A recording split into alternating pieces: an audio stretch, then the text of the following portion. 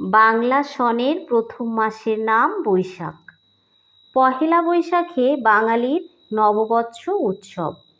নববর্ষ সকল দেশের সকল জাতিরই আনন্দ উৎসবের দিন। শুধু আনন্দ উচ্ছ্বাসই না, সকল মানুষের জন্য কল্যাণ কামনারও দিন। আমরাও সুখ, শান্তি, সমৃদ্ধি ও কল্যাণের প্রত্যাশা নিয়েই মহা ধুমধামের সঙ্গে আমাদের নববর্ষ উৎসব উদযাপন করি। একে অন্যকে বলি শুভ নববর্ষ। বাংলা নববর্ষ এখন আমাদের প্রধান জাতীয় উৎসব। প্রতি বছরই এ উৎসব বিপুল মানুষের অংশগ্রহণে বিশাল থেকে বিশালতর হয়ে উঠছে। বাংলাদেশে যে এতটা প্রাণের আবেগে এবং গভীর ভালোবাসায় এ উৎসব উদযাপিত হয়, তার কারণ পাকিস্তান আমলে পূর্ব বাংলার বাঙালিকে এ উৎসব পালন করতে দেয়া হয়নি। বলা হয়েছে এটা পাকিস্তানি আদর্শের পরিপন্থী। সে বক্তব্য ছিল বাঙালির সংস্কৃতির উপর এক চরম আঘাত। বাঙালি তার সংস্কৃতির উপর এ আঘাত সহ্য করেনি। তারা এর বিরুদ্ধে রুখে দাঁড়িয়েছে। ধর্ম, বর্ণ, গোত্র নির্বিশেষে সকল বাঙালির এ উৎসবকে জাতীয় ছুটির দিন ঘোষণার দাবি জানিয়েছে। কিন্তু সে দাবি অগ্রাহ্য হয়েছে। ফলে পূর্ব বাংলার বাঙালি ফুঁসে উঠেছে, সোচ্চার হয়ে উঠেছে প্রতিবাদে। এভাবেই পূর্ব বাংলার বাঙালি জাতীয়তাবাদ এবং বাঙালি জাতিসত্তা গঠনের প্রক্রিয়ার সঙ্গে যুক্ত হয়ে যায় বাংলা নববর্ষ এবং তার উদযাপনের আয়োজন। 1954 সালের পূর্ব বাংলার সাধারণ নির্বাচনে মুসলিম লীগ সরকারকে বিপুলভাবে পরাজিত করে যুক্তফ্রন্টের সরকার গঠিত হলে মুখ্যমন্ত্রী ও বাঙালিদের জনপ্রিয় নেতা শেরেবাংলা একে ফজলুল হকের সরকার বাংলা নববর্ষে ছুটি ঘোষণা করেন এবং দেশবাসীকে নববর্ষের শুভেচ্ছা ও অভিনন্দন জানান। সেটা ছিল বাঙালির এক তাৎপর্যপূর্ণ বিজয়ের দিন। কিন্তু সে বিজয় স্থায়ী হয়নি। যুক্তফ্রন্ট ভেঙে দিয়ে এবং সামরিক শাসন জারি করে তা সাময়িকভাবে রুখে দিয়েছে স্বৈরাচারী পাকিস্তান সরকার। তবু পূর্ব বাংলার বাঙালি পিছু হটেনি। সরকারিভাবে আর নববর্ষ উদযাপিত হয়নি পাকিস্তান আমলে, কিন্তু বেসরকারিভাবে উদযাপিত হয়েছে প্রবল আগ্রহ ও গভীরতর উৎসাহ উদ্দীপনায়। এর মধ্যে সবচেয়ে সুগঠিত এবং সুপরিকল্পিত উদ্যোগ গ্রহণ করে সাংস্কৃতিক প্রতিষ্ঠান ছায়ানট 1961। 1967 সাল থেকে রমনার পাকুড়মূলে ছায়ানট নববর্ষের যে উৎসব শুরু করে স্বাধীন বাংলাদেশে রাষ্ট্রীয় বাধাহীন পরিবেশে এখন তা জনগণের বিপুল আগ্রহ উদ্দীপনাময় অংশগ্রহণে দেশের সর্ববৃহৎ জাতীয় অনুষ্ঠানে পরিণত হয়েছে। রাজধানী ঢাকার নববর্ষ উৎসবের দ্বিতীয় প্রধান আকর্ষণ ঢাকা বিশ্ববিদ্যালয়ের চারুকলা অনুষদের ছাত্রছাত্রীদের বর্ণাঢ্য মঙ্গল শোভাযাত্রা। এই শোভাযাত্রায় মুখোশ, কার্টুনসহ যেসব সাংস্কৃতিক ঐতিহ্যের প্রতীকধর্মী চিত্র বহন করা হয়, তাতে আবহমান বাঙালিত্বের পরিচয় এবং সমকালীন সমাজ রাজনীতির সমালোচনাও থাকে। এবার আমরা বাংলা সন ও নববর্ষ উদযাপনের কথা বলি। বাংলা সনের ইতিহাস এখনও সুস্পষ্টভাবে জানা যায়নি। তবে অধিকাংশ ঐতিহাসিক ও পণ্ডিতই মনে করেন মুঘল সম্রাট আকবর চান্দ্র হিজরি সনের সঙ্গে ভারতবর্ষের সৌর সনের সমন্বয় সাধন করে 1556 সাল বা 992 হিজরিতে বাংলা সন চালু করেন। আধুনিক গবেষকদের মধ্যে কেউ কেউ মনে করেন মহামতি আকবর সর্বভারতীয় যে ইলাহি সন প্রবর্তন করেছিলেন তার ভিত্তিতেই বাংলায় আকবরের কোনো প্রতিনিধি বা মুসলমান সুলতান বা নবাব বাংলা সনের প্রবর্তন করেন। সেজন্যই একে সন বা সাল বলে উল্লেখ করা হয়। সন কথাটি আরবি আর সাল হলো ফার্সি। এখনও সন বা সালই ব্যাপকভাবে চালু, তবে বঙ্গাব্দও বলেন কেউ কেউ। বাংলা সন চালু হবার পর নববর্ষ উদযাপনে নানা আনুষ্ঠানিকতা যুক্ত হয়। নবাব এবং জমিদারেরা চালু করেন পূর্ণাহ অনুষ্ঠান।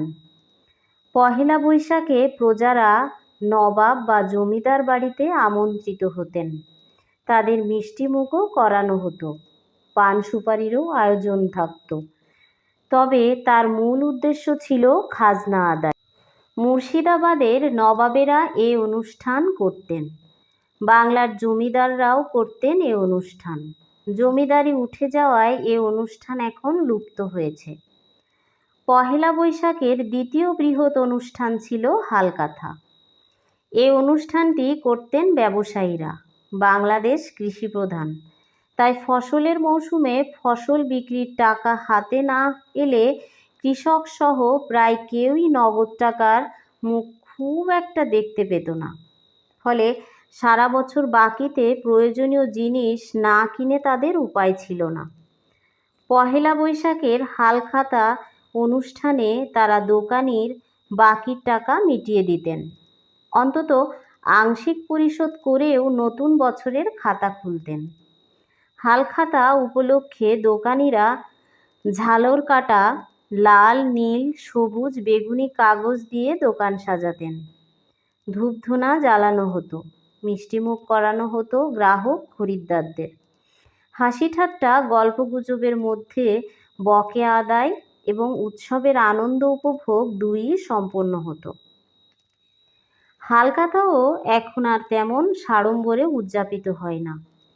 এখন মানুষের হাতে নগদ পয়সা আছে, বাকিতে বিকিকিনি এখন আর আগের মতো ব্যাপক আকারে হয় না। বাংলা নববর্ষের আর একটি প্রধান অনুষ্ঠান হলো বৈশাখী মেলা। দেশের বিভিন্ন স্থানে বৈশাখের প্রথম দিনে বার্ষিক মেলা বসে। এসব মেলায় অনেকগুলোই বেশ পুরনো।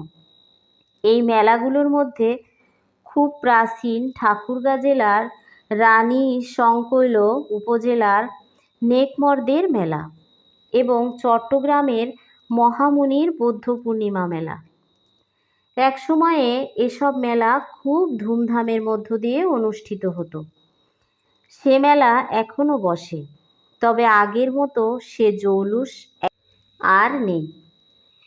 আগে গ্রাম বাংলায় এই বার্ষিক মেলাগুলোর গুরুত্ব ছিল অসাধারণ, কারণ তখনও সারা দেশে বিস্তৃত যোগাযোগ ও যাতায়াত ব্যবস্থা গড়ে ওঠেনি। ফলে মানুষের জীবনযাত্রা ছিল স্থবির। এখন যেমন দেশের এক প্রান্ত থেকে অন্য প্রান্তে যেতে একদিনের বেশি লাগে না, আগে তা সম্ভব ছিল না। নৌকা, ঘোড়ার গাড়ি, গরুর, মোষের গাড়িতে মানুষ বা পণ্য পরিবহনে বহু সময় বা কয়েকদিন লেগে যেত। এখন নতুন নতুন পাকা রাস্তা ও দ্রুতগতির যানবাহন চালু হওয়ায় সে সমস্যা আর নেই। আগে এইসব আঞ্চলিক মেলা থেকেই মানুষ সারা বছরের প্রয়োজনীয় জিনিসপত্র কিনে রাখত। তাছাড়া এইসব মেলা অঞ্চল বিশেষের মানুষের মিলন মেলায়ও পরিণত হতো। নানা সংবাদ আদান প্রদান, নানা বিষয়ে মত বিনিময়েরও আদর্শ স্থান ছিল এসব মেলা। আবার বাৎসরিক বিনোদনের জায়গাও ছিল মেলা। মেলায় থাকত কবিগান, কীর্তন, যাত্রা, গম্ভীরা গান, পুতুল নাচ, নাগরদোলা সহ নানা আনন্দ আয়োজন। নববর্ষের ওই তিনটি প্রধান সর্বজনীন উৎসব ছাড়াও বহু আঞ্চলিক উৎসব আছে।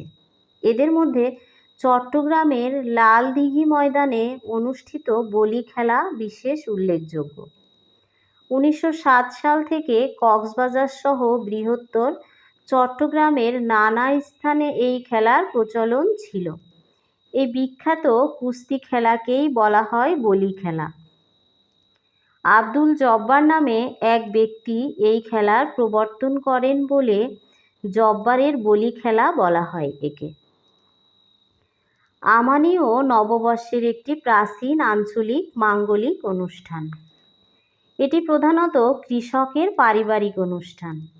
চৈত্র মাসের শেষ দিনের সন্ধ্যা রাতে গৃহকর্ত্রী এক হাঁড়ি পানিতে অল্প পরিমাণ অপক্ক চাল ছেড়ে দিয়ে সারা রাত ভিজতে দেন এবং তার মধ্যে একটি কচি আমের পাতাযুক্ত ডাল বসিয়ে রাখেন।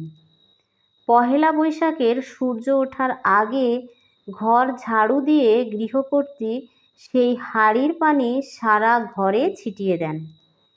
পরে সেই ভেজা চাল সকলকে খেতে দিয়ে আমের ডালের কচি পাতা হাঁড়ির পানিতে ভিজিয়ে বাড়ির সকলের গায়ে ছিটিয়ে দেন।